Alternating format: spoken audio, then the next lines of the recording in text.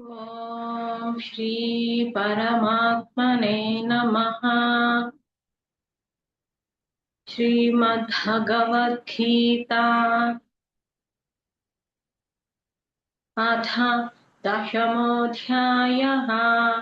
विभूतियोगः। श्रीभगवानुवाच भूय एव महाबाहो शृणु मे परमो वचः। यत्तेऽहं प्रीयमाणाय वक्ष्यामि हितकाम्यया।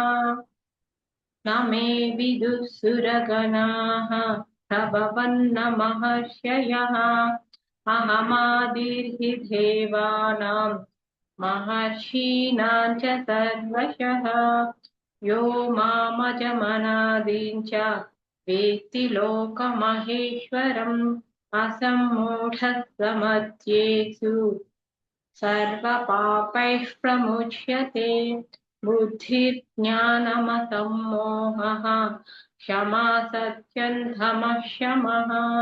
सुखं दुःखं भवो भावः भयं च भयमेव च। अहिंसा समता तुष्टिः तपोदानै यशो यशः। भवन्ति भावा भूतानां मत्त एव पृथग्विधाः। महर्षयः सप्त पूर्वे चत्वारो मनवस्तथा मद्भावा मानसा जाताः। येषा लोक इमः प्रजाः एतौ विभूति योगं च मम यो वेत्ति तत्त्वतः। सोऽविकम्पेन योगेन युज्यते नात्र संशयः। अहं सर्वस्य प्रभवः मत्तः सर्वं प्रवर्तते इति मत्वा भजन्ते मां बुधा भावसमान्विताः।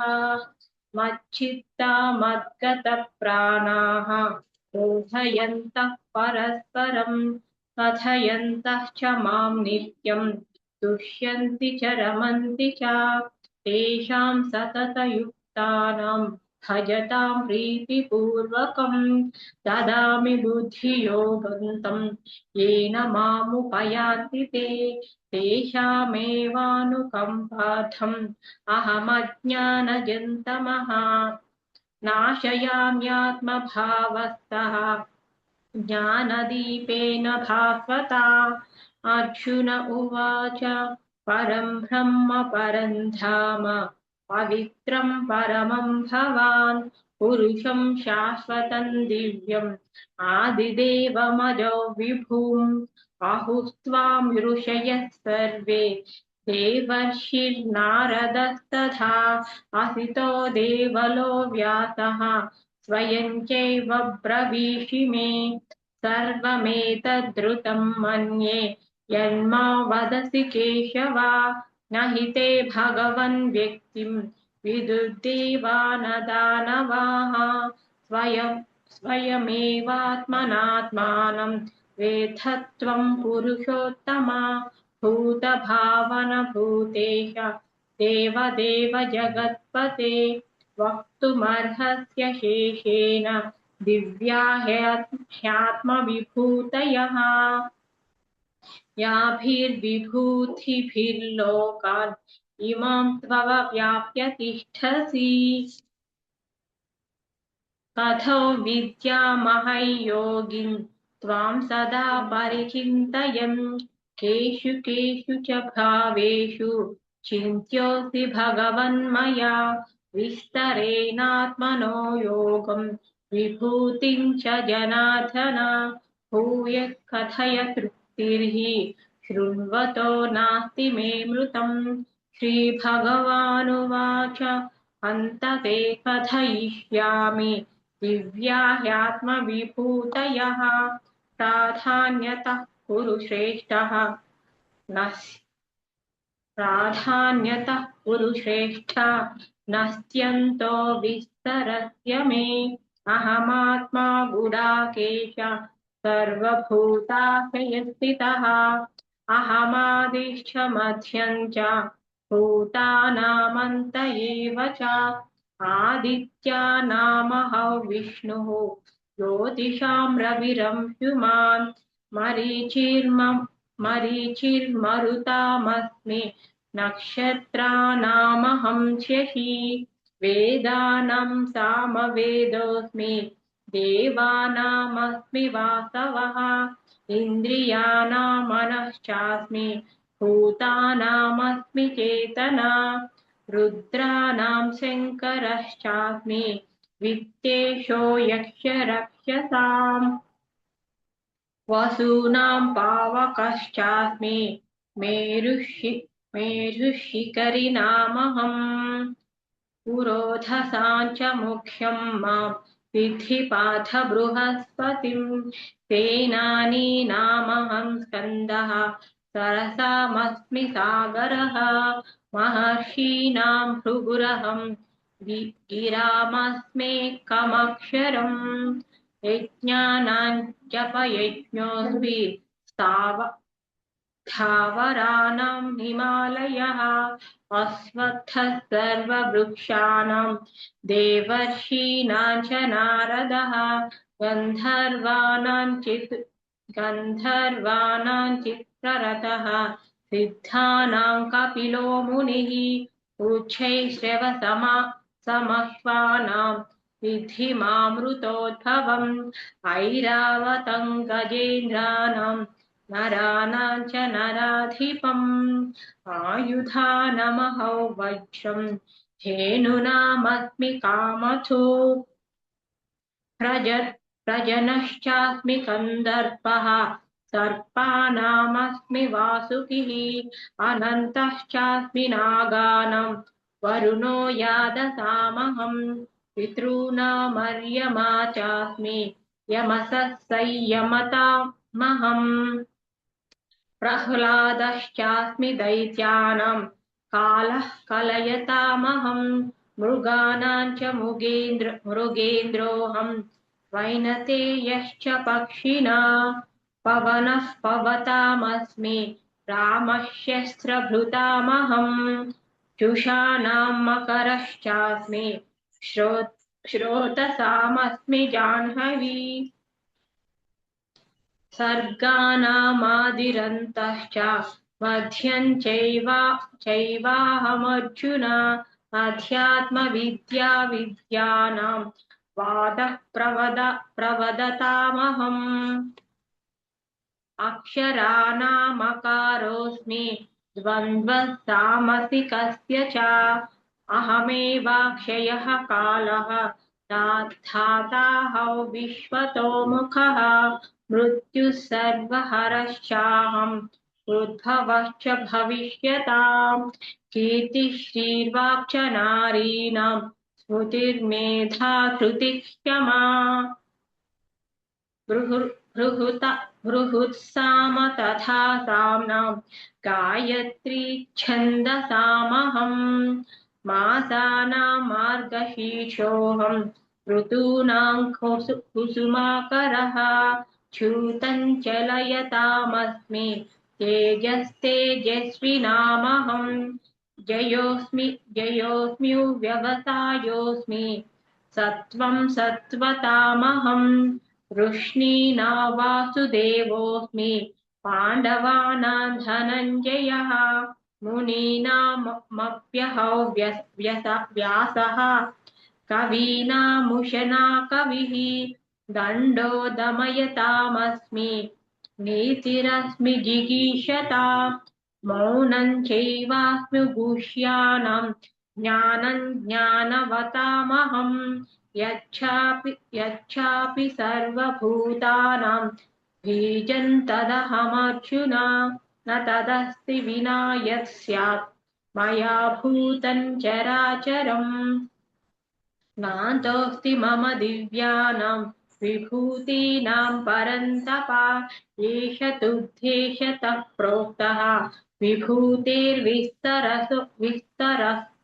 विस्तरो मया यद्यद्विभूतिमत्सत्त्वं श्रीमदुर्जित् श्रीमदूर्जितमेव वा तत्तदेवागच्छत्वं मम तेजोंशसम्भवम् अथवा बहुनैतेन किञ्ज्ञातेन तवार्जुन विष्टभ्याहमिदं कृत्स्नम् एकांशेन स्थितो जगत्। ॐ तत्सदिति श्रीमद्भगवद्गीतासु उपनिषत्सु ब्रह्मविद्याया योगशास्त्रे श्रीकृष्णार्जुनसंवादे विभूतियोगो नाम दशमोऽध्यायः। अथ एकादशोऽध्यायः विश्वरूपदर्शनयोगः। अर्जुन उवाच मदनुग्रहाय परमं गुह्यमध्यात्मसन्नितं यत्त्वयोक्तवचस्तेन मोहोऽयविगतो मम भवाप्ययौ हि भूतानां श्रुतौ विस्तरशो मया त्वत्तः कमलपत्राक्ष माहात्म्यमपि चाव्ययम्। एवमेतद्यथाथत्वम् आत्मानं परमेश्वर द्रष्टुमिच्छामि ते रूपम् ऐश्वरं पुरुषोत्तम।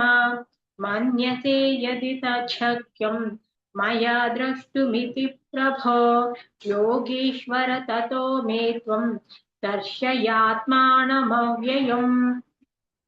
श्रीभगवानुवाच पश्य मे पार्थरूपाणि शतशोऽथसहस्रशः नानाविधानि दिव्यानि नानावर्णाकृतीनि च पश्यादित्यान् वसून् रुद्रान् अश्विनौ मरुतस्तथा बहून्यदृष्टपूर्वाणि पश्याश्चर्याणि भारत इहैकस्थं जगत्कृत्स्नं पश्याद्य सचराचरम् मम देहे गुडाकेश यच्छान्यद्द्रष्टुमिच्छसि न तु मां शक्यसे द्रष्टुम् अनेनैव स्वचक्षुषा दिव्यं ददामि चेचक्षुः पश्य मे योगमैश्वरम्। सञ्जय उवाच एवमुक्त्वा ततो राजन् महायोगीश्वरो हरिः दर्शयामास पार्थाय परमं रूपमैश्वरम्। अनेकवक्त्रनयनम् अनेकाद्भुतदर्शनम् अनेकदिव्याभरणम् दिव्यानेकोद्यतायुधम् दिव्यमाल्याम्बरधरम् दिव्यगन्धानुलेपनम् सर्वाचर्यमयम् देवम् अनन्तो विश्वतोमुखम् दिवि सूर्यसहस्रस्य भवेद्युगुपदुत्थिता यदि भासदृशी सा स्यात् भासस्तस्य महात्मनः तत्रैकस्थं जगत्कृत्स्नं प्रविभक्तमनेकधा अपश्यद्देव देवस्य शरीरे पाण्डवस्तदा ततः स विस्मयाविष्टः हृष्टरोमा धनञ्जयः प्रणम्य शिरसा देवम् कृताञ्जलिरभाषत। अर्जुन उवाच पश्यामि देवान् तव देवदेहे सर्वान् तथा भूतविशेषसङ्घान्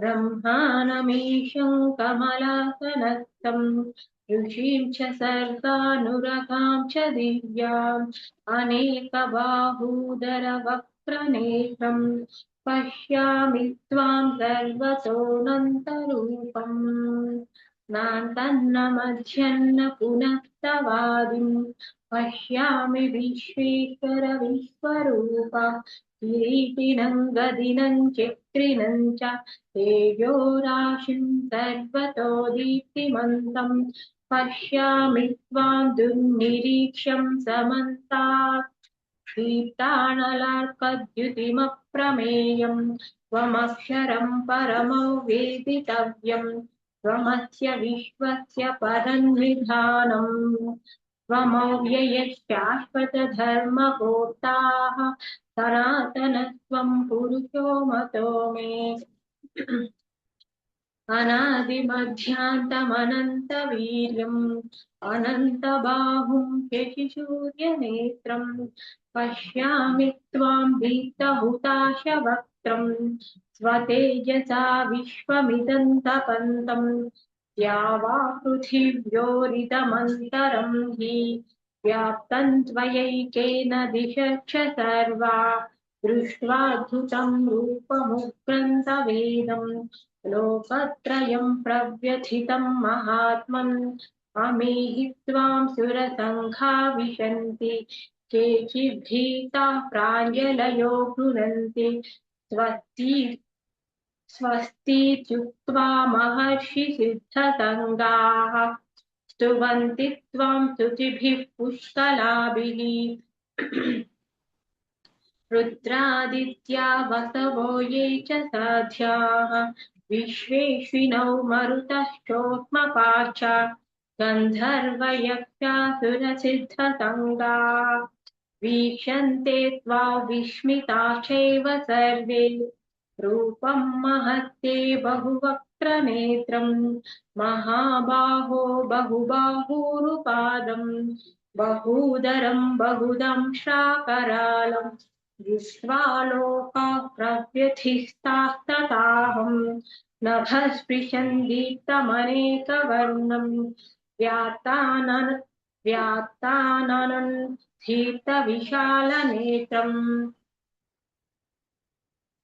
दृष्ट्वा हि त्वां प्रव्यथितान्तरात्माः श्रुतिं न विन्दामि शमं च विष्णो दंश्राकरालानि च ते मुखानि दृष्ट्वैव कालनलसन्निभानि दिशो न जाने न लभे च शर्म प्रसीद देवेश जगन्निवास अमी च त्वां धृतराष्ट्रस्य पुत्राः सर्वे सहैवावनिपालसङ्घैः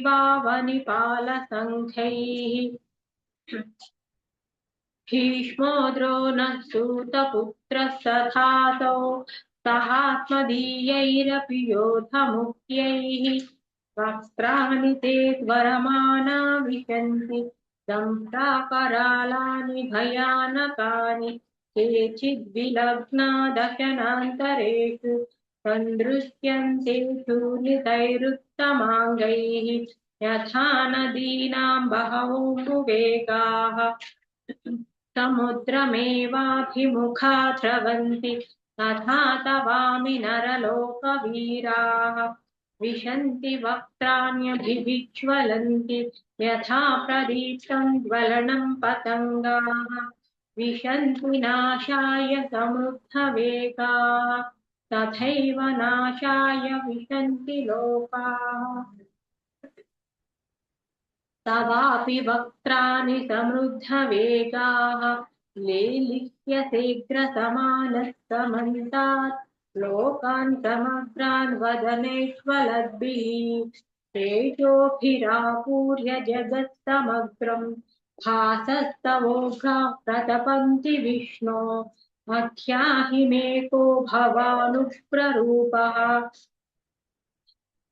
नमोऽस्तु ते देववर प्रसीद विज्ञातुमिच्छामि भवन्तमाद्यं न हि प्रजानामि तव प्रवृत्तिं श्रीभगवानुवाच कालोऽस्मि लोकक्षयकृत् प्रवृद्धः लोकान् समाहर्तुमिह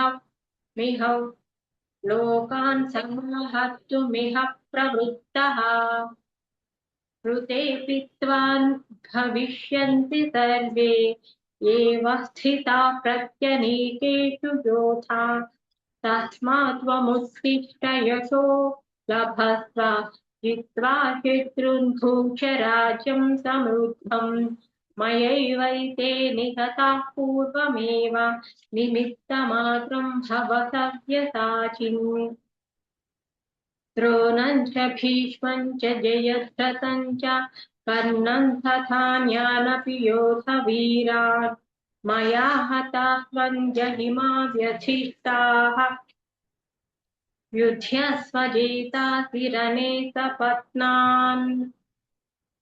सञ्जय उवाच एतच्छ्रुत्वा वचनं केशवस्य कृताञ्जलिर्वेपमानः किरीटी नमस्कृत्वा भूय एवाह कृष्णं सगद्गदं भीतभीतः प्रणम्य। अर्जुन उवाच स्थाने हृषीकेश तव प्रकीर्त्या जगत्प्रहृष्यत्यनुरज्यते च रक्षांसि भीतानि दिशो द्रवन्ति सर्वे नमस्यन्ति च सिद्धसङ्गाः। कस्माच्च तेन न मेरन्महात्मन् गरीयसे ब्रह्मणोऽप्यादिकर्त्रे अनन्तदेवेश जगन्निवास त्वमक्षरं सदसत्तत्परय्यत् त्वमादिदेवः पुरुषः पुराणः त्वमस्य विश्वस्य परन्निधानम् वेत्तासि वेद्यं च परं धाम वेत्तासि वेद्यं च परं च धाम त्वया ततो विश्वमनन्तरूपा वायुर्यमोऽग्निर्वरुणः शशाङ्कः प्रजापतिस्त्वं प्रपितामहश्च नमो नमस्तेऽस्तु सहस्रकृत्वः पुनश्च भूयोऽपि नमो नमस्ते नमः पुरस्तादथ पृष्ठतस्ते नमोऽस्तु ते सर्वत एव सर्व अनन्तवीर्यामितविक्रमस्त्वं सर्वं तपाप्नोषि ततोऽसि सर्वः सखेति मत्वा प्रसभय्य दुःखम् हे कृष्ण हे यादव हे सखेति अजानता महिमां तवेदम् मया प्रमादात् प्रणयेन वापि यच्चापहासार्थमस्कृततोऽपि विहारशय्यासनभोजनेषु एकोऽथवाप्यच्युत तत्समक्षम् तत्क्षामये त्वामहमप्रमेयम् पितासि लोकस्य चराचरस्य त्वमस्य पूज्यश्च गुरुर्गरीयन् न त्वत्समोऽस्त्यभ्यतिः कुतोऽन्यः लोकत्रयोऽप्यप्रतिमप्रभावा तस्मात् प्रणम्य प्रणिधाय कायं प्रसादये त्वामहमीशमीडम् पितेव पुत्रस्य सखेव सख्युः प्रियायार्हसि देव सोढुम् अदृष्टपूर्वं दुःखितोऽस्मि दृष्ट्वा भयेन च प्रव्यथितं मनो मे तदेव मे दर्शय देवरूपम् प्रसीद देवेश जगन्निवास किरीटिनं गदिनं चक्रहस्तम् इच्छामि त्वां द्रष्टुमतं तथैव तेनैव रूपेण चतुर्भुजेन सहस्रबाहो भव विश्वमूर्ते। श्रीभगवानुवाच मया प्रसन्नेन तवार्जुनेदं रूपं परं दर्शितमात्मयोगात् तेजोमयो विश्वमनन्तमाद्यं यन्मे त्वदन्येन दृष्टपूर्वम् न वेदयज्ञाध्ययनैर्न दानैः न च क्रियाभिन्न तपोभिरुग्रैः एवं रूपः शक्य अहं नृलोके द्रष्टुं त्वदन्येन कुरु प्रवीर मा ते व्यथा मा च विमूढभावः दृष्ट्वा रूपं घोरमीदृं ममेदम् व्यपेतभिः प्रीतमनः पुनस्त्वं तदेव मे रूपमिदं प्रपश्य। सञ्जय उवाच इत्यर्जुनो वासुदेवस्तथोक्त्वा स्वकं रूपं दर्शयामास भूयः आश्वासयामास च भीतमेनं भूत्वा पुनः सौम्य वपुर्महात्मा अर्जुन उवाच दृष्ट्वेदं मानुषं रूपं तव सौम्यं जनार्दन इदानीमस्मि संवृत्तः सचेताः प्रकृतिं गतः श्रीभगवानुवाच सुदुर्दर्शमिदं रूपं दृष्टवानसि यन्मम देवा अप्यस्य रूपस्य नित्यं दर्शनकाङ्क्षिणः नाहं वेदैर्न तपसा न दानेन न चेत्यया शक्य एवं विधो द्रष्टुं दृष्टवानसि मायथा भक्त्या त्वनन्यया शक्यः अहमेव विधोऽर्जुन ज्ञातुं द्रष्टुं च तत्त्वेनाः प्रवेष्टुं च परन्तप मत्कर्म कृन्मत्परमः मद्भक्तः सङ्गवर्जितः निर्वैरः सर्वभूतेषु यः स मामेति पाण्डव ॐ तत्सदिति श्रीमद्भगवद्गीतासु उपनिषत्सु ब्रह्मविद्याया योगशास्त्रे श्रीकृष्णार्जुनसंवादे विश्वरूपदर्शनयोगो नाम एकादशोऽध्यायः। अथ द्वादशोऽध्यायः भक्तियोगः। अर्जुन उवाच एवं सततयुक्ता ये भक्ताः त्वां पर्युपासते ये चाप्यक्षरमव्यक्तं तेषां के योगवित्तमाः। श्रीभगवानुवाच मय्यावेश्य मनो ये माम् नित्ययुक्ता उपासते निष्ठया परयोपेताः ते मे युक्ततमा मताः ये त्वक्षरमनिर्देश्यम् अव्यक्तं पर्युपासते सर्वत्र गमचिन्त्यं च कूटस्थमचलं ध्रुवं संनियम्येन्द्रियग्रामं सर्वत्र समबुद्धयः ते प्राप्नुवन्ति मामेव सर्वभूतहिते रताः क्लेशोऽधिकतरस्तेषाम् अव्यक्तासक्तचेतसाम् अव्यक्ता हि गतिर्दुःखम् देहवद्भिरवाप्यते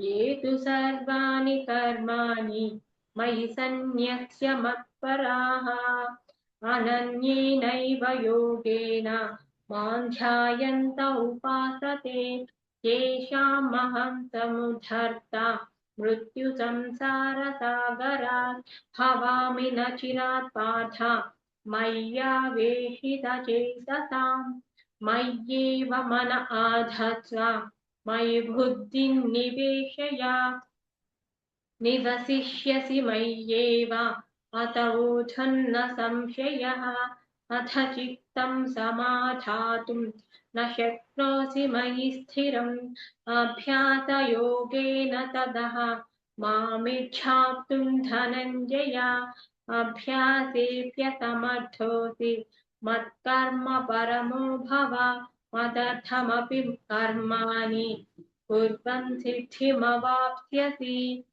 अथैतदप्यशक्तोऽसि कर्तुं मद्योगमाश्रितः सर्वकर्मफलत्यागं ततः कुरु यतात्मवान् श्रेयो हि ज्ञानमभ्यासात् ज्ञानध्यानो विशिष्यते ध्यानात् कर्मफलत्यागः त्यागच्छान्तिरनन्तरम् अद्वेष्टा सर्वभूतानां मैत्रः करुण एव च निर्ममो निरहङ्कारः समदुःखसुखः क्षमी सन्तुष्टः सततयोगी यतात्मा दृढनिश्चयः मय्यर्पितमनो बुद्धिः यो मद्भक्तः स मे प्रियः यस्मान्नो द्विजते लोकः लोकान्नो द्विजते च यः